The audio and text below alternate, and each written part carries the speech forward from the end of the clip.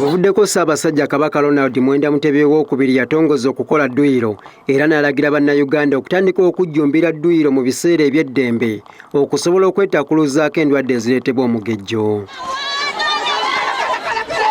Olwaleero abayizi b'essomero n'abazadde wamu n'abasomesa nga beegatiddwako abatuuze badduse emisinde gye mu bunabyalo wakati mu kiro ky'enkuba ekedde okufudemba. Kiwanuka Makumbi nga yatwala ebyenjigiriza mu Makindye emituba 3 akalaatidde bannannyini masomero obuteemalira mu bya mu kibiina kuba okukola dduyiro kyogiwaza obwongo bw'abayizi. Nti omwana bw'agenda n'akola dduyiro oba n'adduka emisinde ayambibwako okubeera nti omubiri gwonna gusobola okukola n'obwongo ne bukola okusinga oyo atudde mu kibiina n'aba nga takola dduyiro oba okudduka okutuyanako.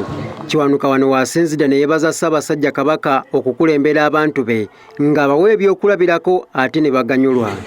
Mu bukulembeze bwe akulembera ng'atuwa ebyokulabirako. Abantu bangi balabye Ssaabasajja Kabaka emirundi mingi ye kennyini nga yenyigira mu dduyiro n'atukubiriza abantu be ayagala babeere balamu nga balya bulungi bakola dduyiro bakola ebigwanya okukolebwa. Ate ye Abudu Mulindwa omu ku bazadde abeetabye mu misinde gino akubiriza abantu abakuliridde mu myaka okwettanira okukola dduyiro.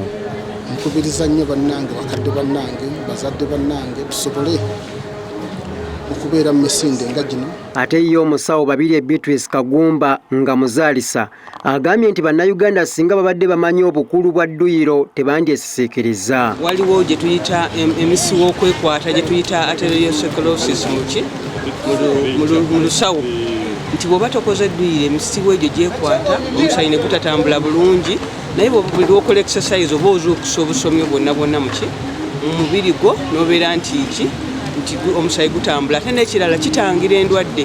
Babeetabye mu misinde gino bagyogeddeko nga bwe bagenda okugiganyulwamu. Tetulina osooka omumanya ffe ffenna n'oba totuuse n'oba osobola okuddukirako eyo kuba emisinde emirungi ejjuyamba okukola exercise ekusala fasi mu mubiri okusobola okuba nga tulina energy.